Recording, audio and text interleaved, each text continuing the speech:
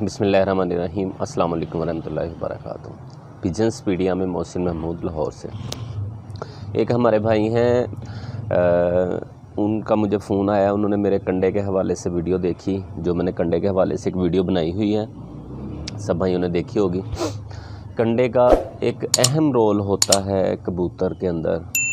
کنڈے کو اگر دبا دیا جائے، اس کا پانی نکال دیا جائے بیمار کبوتر کا، تو کبوتر تقریباً شاش بشاش ہو جاتا ہے، آدھا تقریباً فٹ ہو جاتا ہے۔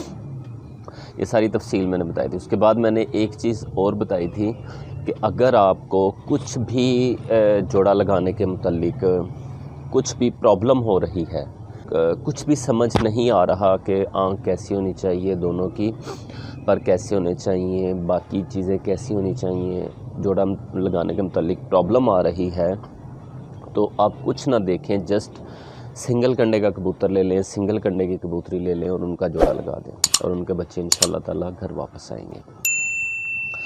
تو انہوں نے میری بات کی تصدیق کی، انہوں نے کہا جی آپ بالکل ٹھیک کہہ رہے ہیں، اور اس کے اوپر آپ مزید ایک ویڈیو بنا دیں تفصیل کے ساتھ۔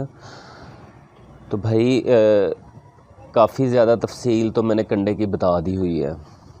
کنڈے کے دو فنکشن ہیں، ایک جو پرانے کبوتر ہوتے تھے نا، اگر آپ کسی پرانے استاد سے ملیں یا کوئی پرانا استاد آپ کو مل جائے تو ان سے بات کریں، تو جو پرانے کبوتر اڑ کے آتے تھے، وہ اڑ کے آنے کے بعد اپنے چونچ کے ساتھ کنڈا دبا کے پانی نکالتے ہوتے تھے، اور اکثر کم نالج والے جو نئے کبوتر پرور بھائی ہیں، وہ ان کو بتایا یہ گیا ہوا ہے، یا انہیں یہ پتہ ہے کہ وہ تیل نکالتے تھے، تیل پروں کو لگاتے تھے، اس سے پر ملائم ہوتے تھے، تو اس طرح کی باتیں کرتے تھے۔ برحال وہ اپنا پانی کنڈے کا نکالتے تھے، کنڈے کا پانی نکالنے سے ان کی تھکن دور ہو جاتی تھی، تو فریش ہو جاتے تھے وہ، اس وجہ سے وہ ایسا کرتے تھے۔ اور دوسرا جو پرانے استاد ہوتے تھے، اصل کبوتر پروری بیس کر رہی ہوتی ہے علم کے اوپر۔ اس میں پریکٹیکل اہم ہے، بہت زیادہ اہم ہے، لیکن پریکٹیکل علم کی بیس پہ ہوتا ہے۔ اسی طرح ہم اگر کوئی چیز، جیسے ایک آدمی نے بلب بنایا تھا سب سے پہلے، اس کی بات بہت مشہور ہے، وہ سب کو پتہ ہے۔ اس نے کوئی میرے خیال میں 100 بلب خراب کیے تھے، پھر ایک بلب بنایا تھا، وہ کسی تھیوری کے بیس پہ وہ پریکٹیکل کر رہا تھا نا۔ تو اگر کوئی تھیوری ہے تو اس کی بیس پہ پریکٹیکل کریں تو وہ ایک پریکٹیکل ہے۔ اگر تھیوری نہیں ہے، کوئی پرفیکٹ تھیوری نہیں ہے، کوئی اتھینٹک تھیوری نہیں ہے، تو ہم پریکٹیکل کریں تو وہ ایک دیوار میں ٹکریں مارنے کے ایکول ہی ہوگا، اس سے زیادہ کچھ نہیں ہے، یا کوئی سم ٹائم تکا لگ جاتا ہے۔ تو ایسا میں نے اکثر سنا ہے کہ جو ہے نا، میرے مشاہدے میں یہ بات آئی ہے، جو بھی آدمی یہ بات کرتا ہے کہ میرے مشاہدے میں یہ بات آئی ہے کہ کبوتر کا پر ایسا ہونا چاہیے تو کبوتر ایسا کرتا ہے، کبوتر کا پر گول ہوگا تو کبوتر گول اڑے گا، اور یہ 100% بات ہے کہ یہ میرے مشاہدے میں آئی ہے، تو یہ بات صرف اس بھائی کے مشاہدے میں آئی ہے، یہ علم کی بات نہیں ہے۔ کبوتر پروری ایک علم ہے، اور سمندر کی طرح بڑا علم ہے۔ اس کو سمجھنے کے لیے ٹائم لگتا ہے، محنت لگتی ہے، بہت زیادہ پاپڑ بیلنے پڑتے ہیں، تو یہ ایک علم ہے۔ تو اگر اس کے مشاہدے میں یہ بات آئی ہے کہ گول پر کا کبوتر گول ہی اڑتا ہے، تو یہ علم کی بات نہیں ہے، یہ 100% بات نہیں ہے۔ تو یہ ایک مثال دے رہا ہوں میں۔ جو پرانے استاد ہیں، جن کے پاس علم تھا، جو کبوتر پروری کے بانی استاد ہیں، ان کے جو آگے سے شاگرد ہیں، ان سے ملیں، ان سے بات کریں، وہ آپ کو ان کا علم بتائیں گے، کبوتر پروری کا علم کیا چیز ہے۔ ایک تو کبوتر پروری میں لوگ، یہ بڑا مسئلہ ہوتا ہے سیکھنے میں، بندہ سیکھ اس وجہ سے نہیں پاتا ہے کہ جس کے کبوتر ہوتے ہیں نا، ابھی میرے کچھ عرصہ پہلے، ایک ہفتہ 10 دن پہلے، ایک بھائی کی طرف جانا ہوا، اور وہ 2 بھائی کبوتر پروری کرتے ہیں، انہوں نے بازی بھی جیتی، اور ایک جوڑا تھا ان کا، میں کچھ عرصہ پہلے انہوں نے مجھے دکھایا تھا، انہوں نے کہا تھا کہ اس کا بچہ جو ہے نا، اس کے بڑے بھائی کو بتایا تھا کہ اس کا بچہ اچھے نہیں آئیں گے. ان کے بچے نکلے، انہوں نے اڑائے، وہ بچے گر گئے.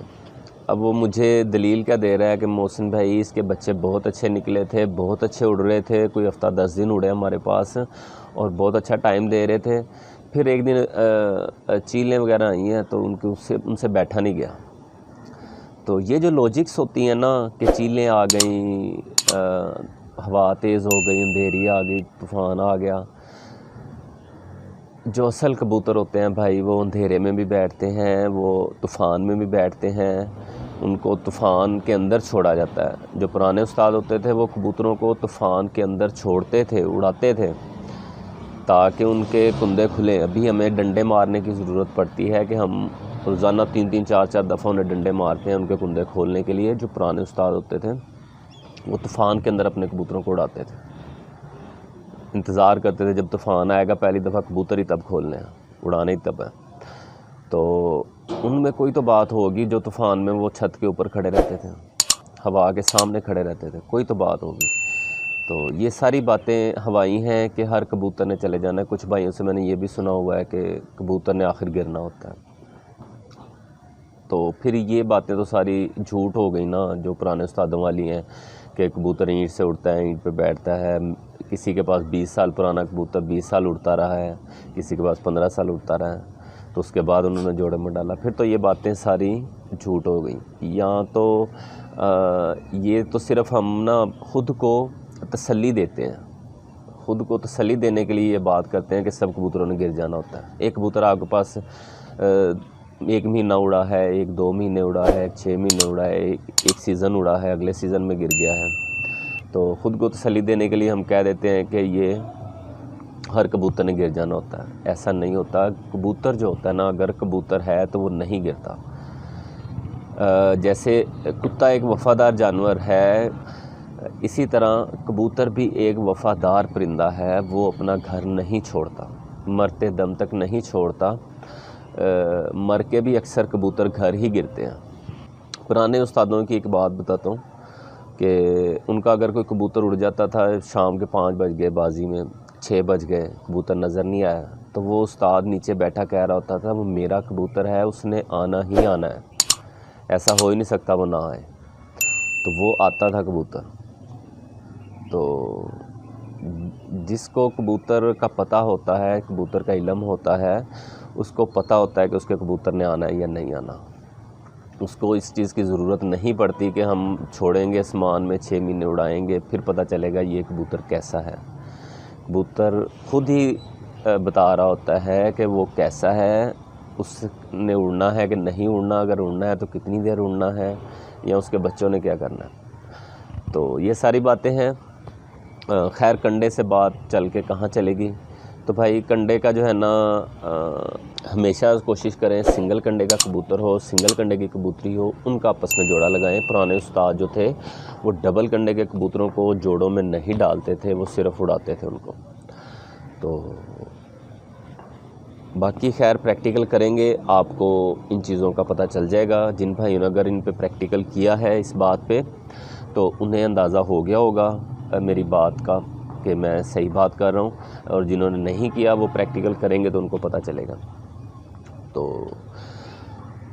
علم ٹپس پہ نہیں ہے، میں پھر کہہ رہا ہوں، یہ آپ کو سیکھنا پڑتا ہے. سیکھیں گے تو آئے گا.